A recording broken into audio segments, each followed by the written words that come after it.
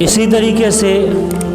مولانا علی میاں ندوی رحمۃ اللہ علیہ، جنہیں دنیا مفکر اسلام کے نام سے جانتی ہے، وہ فرماتے ہیں کہ جو تنظیم یا جو بھی فرد عوام کو علماء سے کاٹنے کی کوشش کرے تو فرمایا وہ تنظیم یہودی تنظیم ہوگی، یعنی وہ جانے انجانے میں یہودیوں کا ایجنٹ ہوگا۔ اب یہ دیکھنا ہے کہ اس وقت کون سی تنظیمیں، کون سی جماعتیں ایسی ہیں جو عوام کو علماء سے اور مدارس سے کاٹنے کی کوشش کر رہی ہیں، کون سی ایسی تنظیمیں ہیں جو عوام کو علماء کے تعلق سے اور مدارس کے تعلق سے بدگمان کرنے کی کوشش کر رہی ہے۔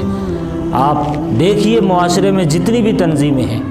جو بھی تنظیم عوام کو علماء سے اور مدارس سے کاٹنے کی کوشش کرے، علی میاں ندوی نے فرمایا وہ تنظیم جانے انجانے میں یہودی ایجنٹ ہونے کا ثبوت دے رہی ہے۔ اس سے ہوشیار رہنے کی ضرورت ہے۔ آپ مزید اس کی تفصیل جاننا ہو تو آپ اسپین کی، اندلس کی، غرناطہ کی تاریخ پڑھ سکتے ہیں۔